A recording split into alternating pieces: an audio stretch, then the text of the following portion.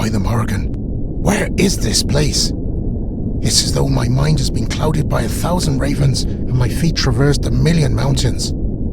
My Draíochta, where are you? And the demon? Is he no more? O Seraph, what are you airing? That you have wielded your celestial rule to renew me with life and revive my spirit? Then let me go back in time, back to where our story truly began.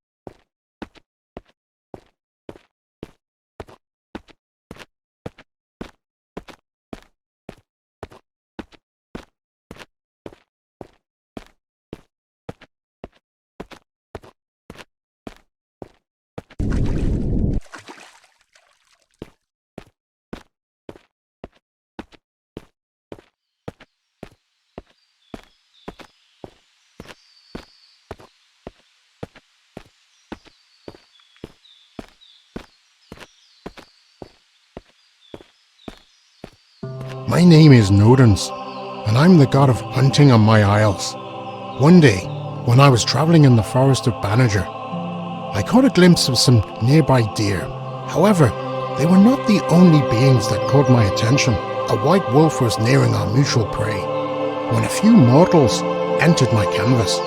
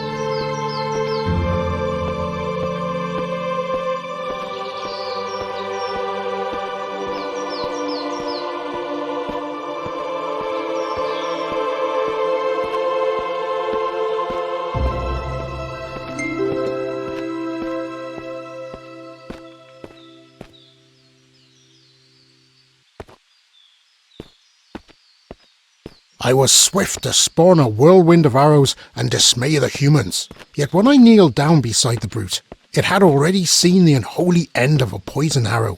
With my healing powers, I made haste to aid my new companion, who in turn told me her name, Draíochta.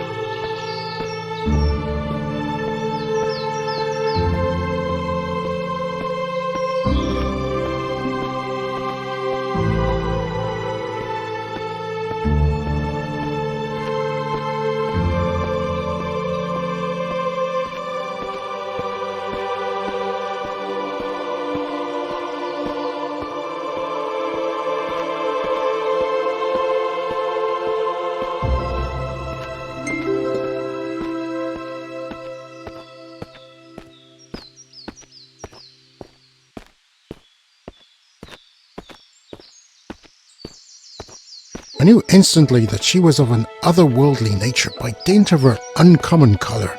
She told me that she could with me partake in the creation of visions, allowing me a peek into my destiny, and perhaps later the end of my eternity. For many full moons she was my lucky charm, and I was her distinguished overseer. The souls of the woods flocked around her as if she was Abnober herself. It was only later on that I learned that she not only attracted other animals, but also beasts.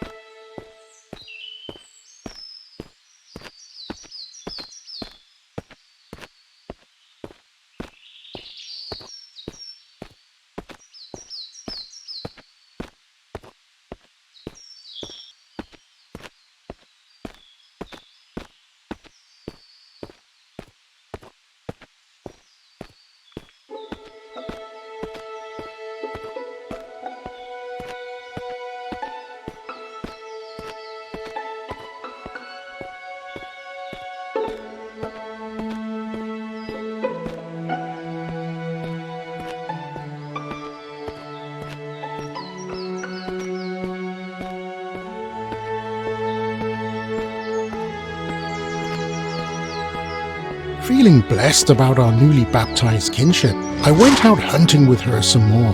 Yet, I soon discovered how weary she grew of my efforts to annex meat from deer and other animals in the forest. In fact, she treasured no better luxury than to survey my peaceful landscape and the swans on the pond with meditative demeanor. Gathering carrots for the wild horses was also something she glorified in. In truth, it was obvious to me that the act of slaying was deemed time-worn as opposed to the deed of loving by her.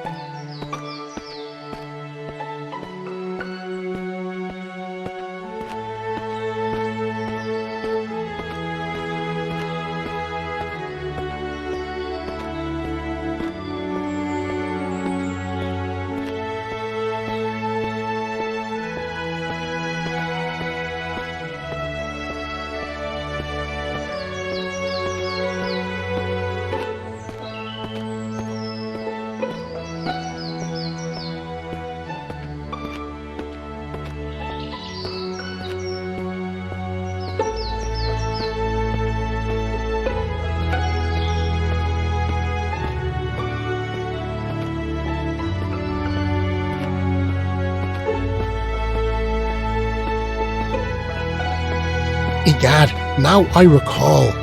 The soaring wall of Nantosulta, she of winding river and sun-drenched valley.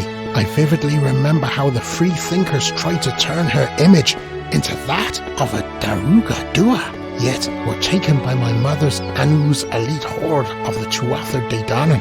Now, how many dare have I heeded so far?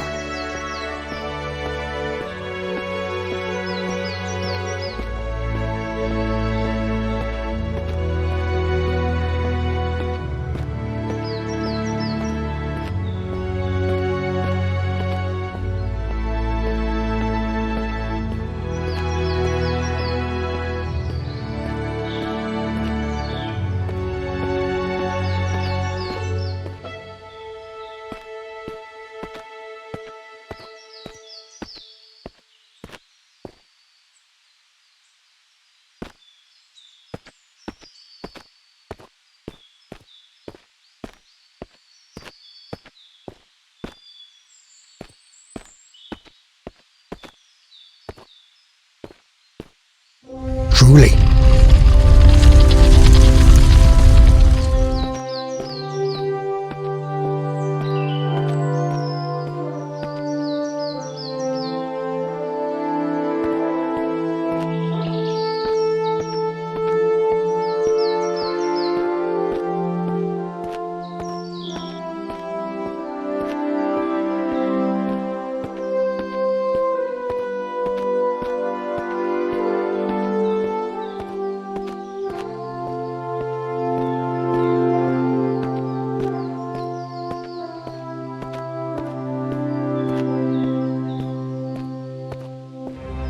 The mortal of my lands, too, recognized Draíochta's clemency and noted how she exerted her prophecy to reveal when the weather was changing. If the sun performed the next day, she would be elated for her omen. If the skies ere long would open with the tears of my clan, she would hide in a hollow, and all the mortals considered that amusing.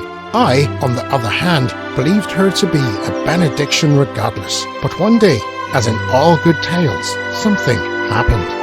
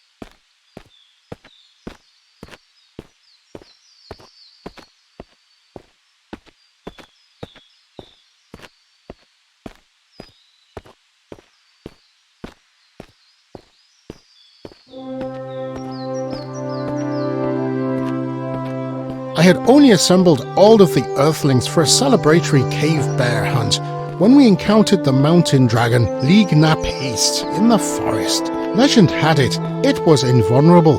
My wolf, however, snuck over to the sleeping giant to investigate.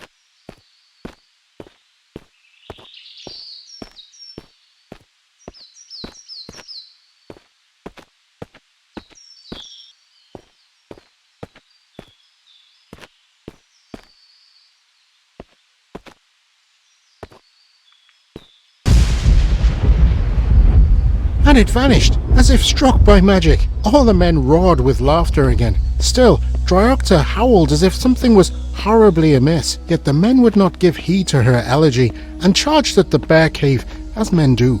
The air, though, felt as if it had been corrupted by something sinister.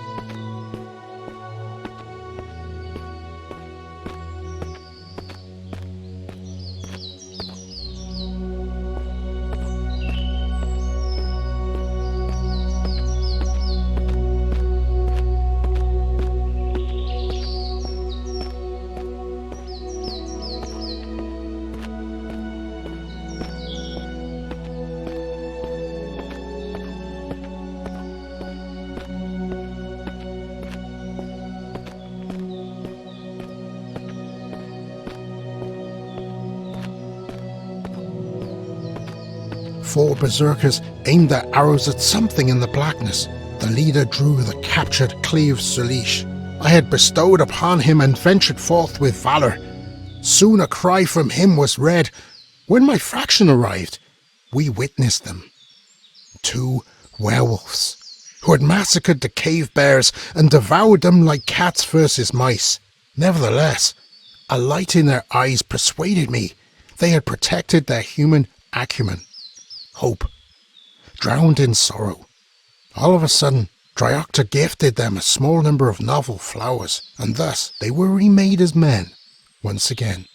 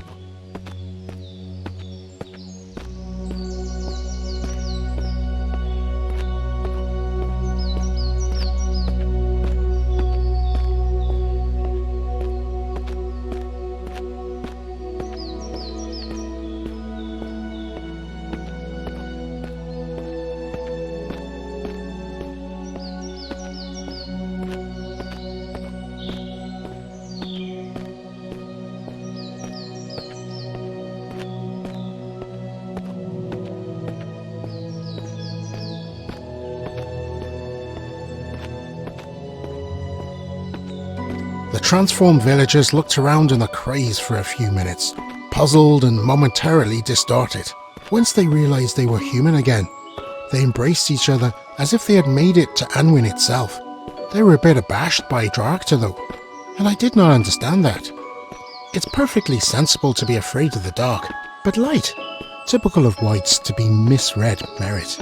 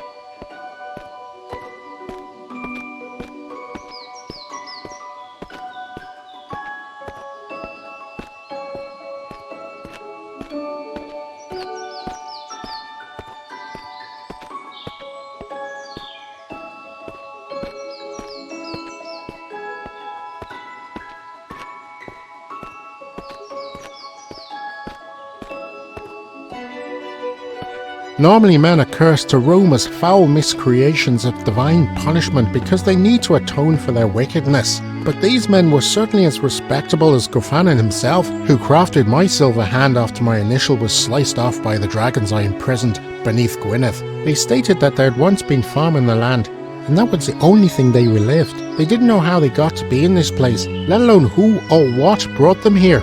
But in my heart, I had a feeling.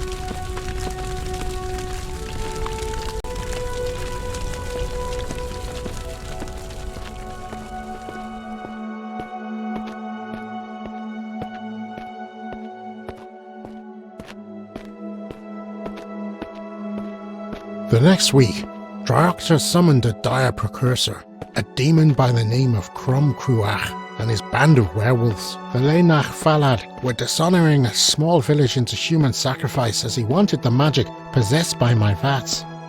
I saw the blood of the innocent slither through the cracks of the land beneath them. I could not bear the sights of my own disciples butchered. Cruach was one of the last diabolical forces left in my sphere, and if he and his underlings were not silenced, it could mean the end of these regions forevermore.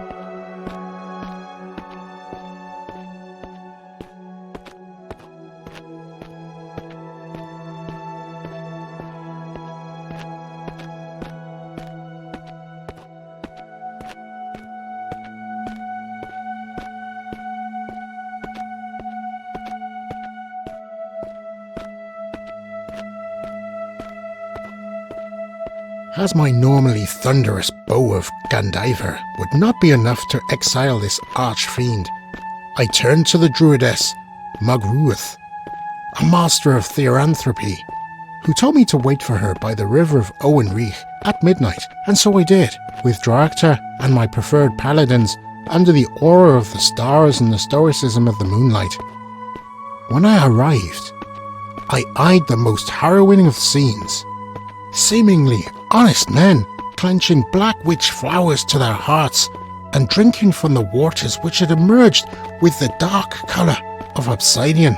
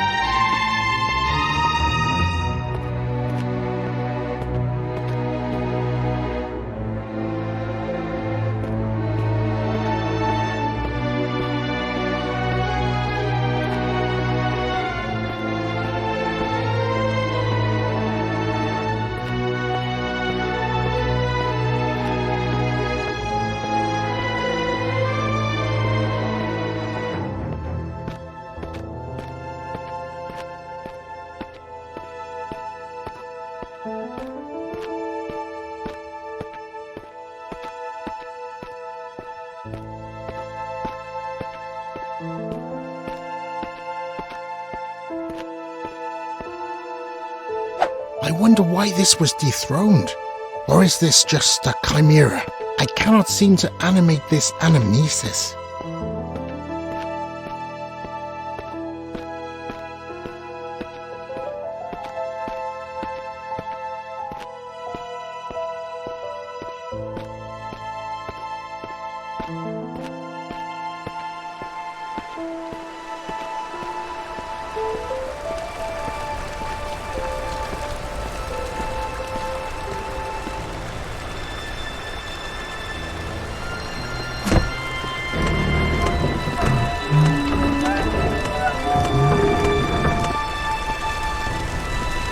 Splendid.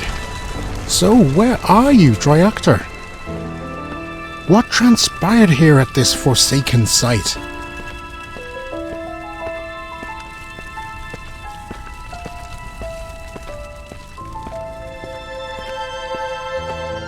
Marks soon appeared with her ancient incarnations, seeking to banish the twilight and hail the sun, thereby stopping the warped pietism. But alas, she was not the only one there. Crum Cruach and the Banshee goddess, Draíochta, broke Mug's glamour and my saintly endowment with their primordial force, and with one rapid hex the Banshees sent Mug flying into the dark waters, and thus she was lost. Blackguards, may the gates of Tir Nanu never open to you. The werewolves were too many for my soldiers and Draíochta and her flowers, so we fled.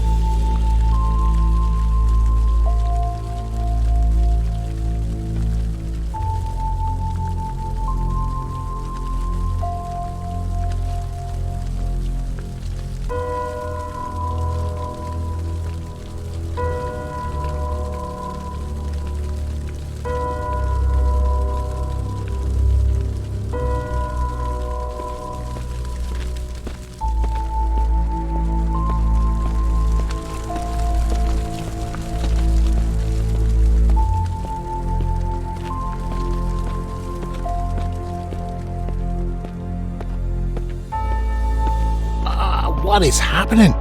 I sense sorcery beyond my bent. Bellissima, is this your domain? The Sinach here is indeed akin to your inner fire. I thank you for reflecting the sortilege and diverting me to this sown shrine away from that malignant murk. How do I retreat back to my hunt after this? Most welcome of respites. Oh, you desire my service to marry the light of the moon with that of the sun. Accepted. Now, where are the candles?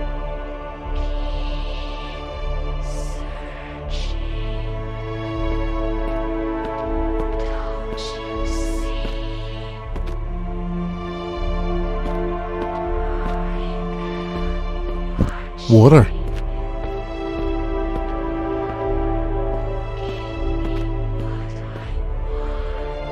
Air.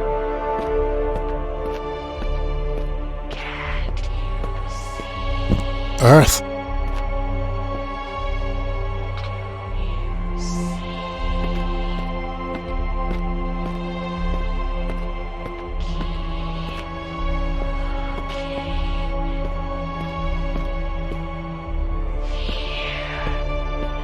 Fire. Ether. Now, please let these flambeaux abate naturally, as I need not tell you what will befall the seafarers if you do not. Present my finest regards to my father.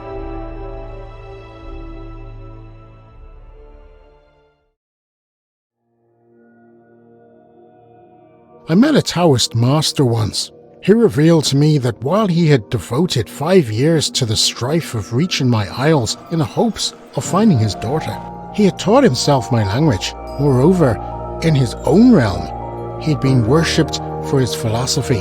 But seeing as his lands fell into moral decay, he soon elected to journey westward. I was childless, so I was unskilled in the discussion of his lineage.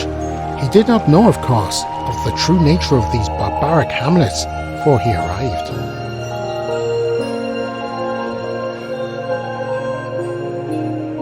Our cultural disparities were soon beheld when he was bedeviled quite heavily by some warriors. At one particular time, he was reportedly surrounded by 3 heroes who did not want to be converted by his guidance. But when I came by and identified only him, I asked him where they were. He professed that they were now in a greater place, far, far away, beyond these shores.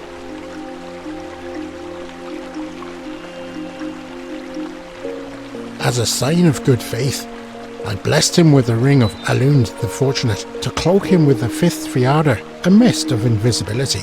In return, he heralded that if I looked for a white angel in the forest of Banager, I would secure sanctity. He then assured me he would spend the next 5 years attempting to uncover his anima anew. We parted to the tunes of the Elysian evening songs until the village balladeer's voice gently faded. We searched for her for many moons, but apparently she was no more.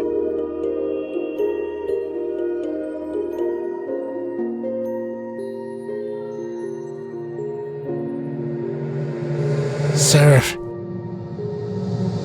So many flowers. She sacrificed.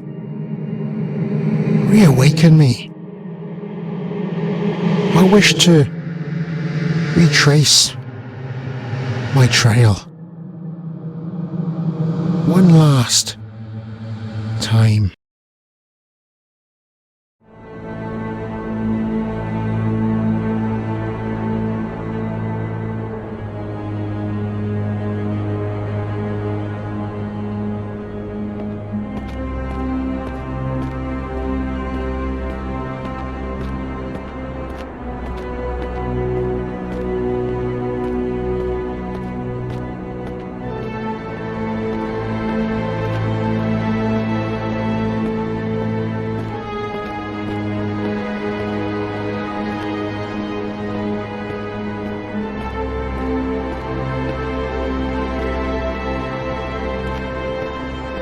We dashed up the mountain of Boch Lane as fast as we possibly could.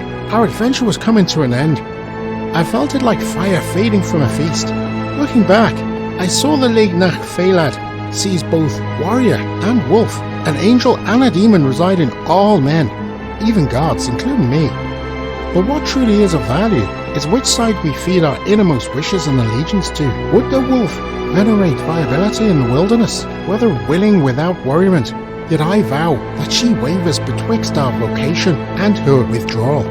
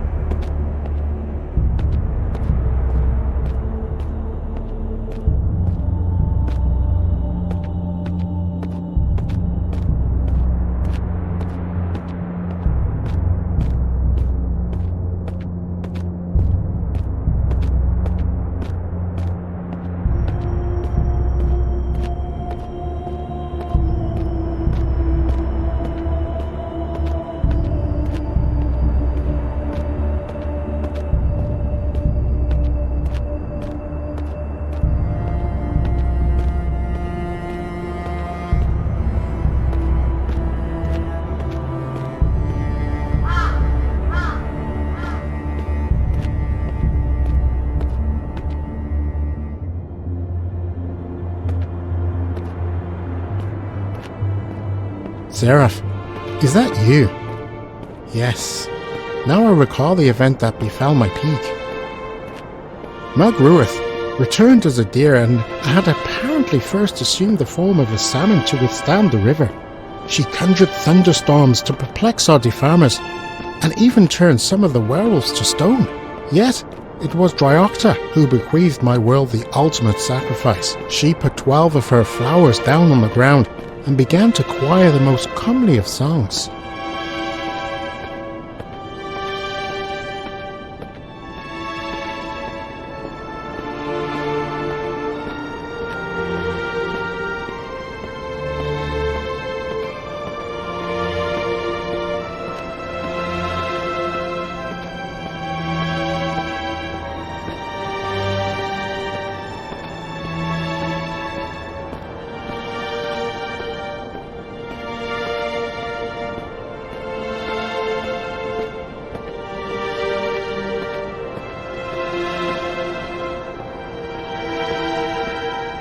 strange. I suddenly sense an abrupt yen to reminisce about the ceremony, I in like manner as my heroine, harvesting 12 flowers and resting them on one of the blood-soaked amphoras the zealots had hauled up the crags.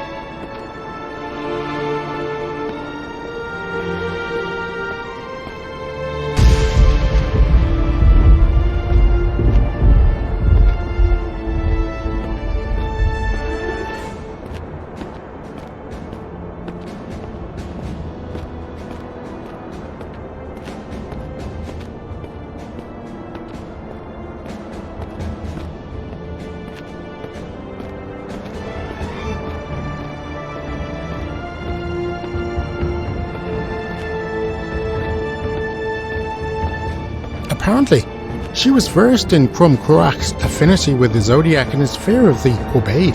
This beckoned the sun to come forth and reshape all the Hellions into men once more. Cruach and Cloydha were also erased. For little did they know that Draíochta had Sub Rosa placed a geyser of light upon them by the river. However, the ensorcelled Elian of Draíochta's trance hurled Mug away, so she struck a boulder and blacked out. Draíochta herself was sent flying over the ledge of the mountain, and I too was deprived of existence.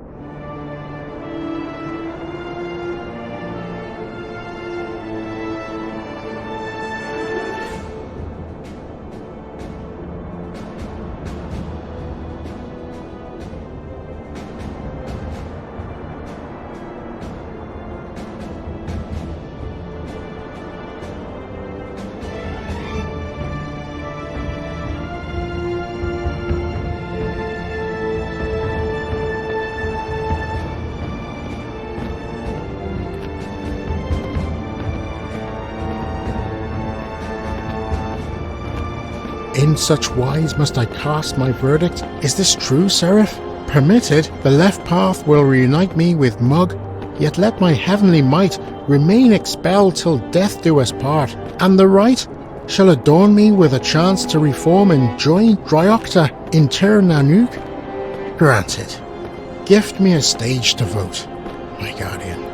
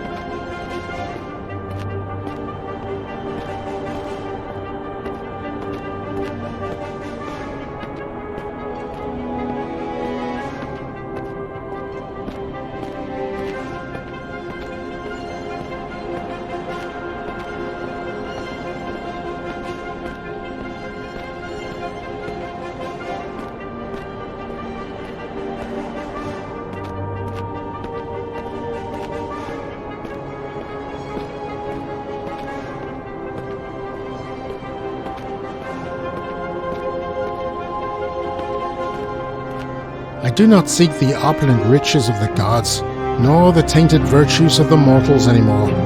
It is better to die for your values than live as another, and so I wish, now, to become what I am.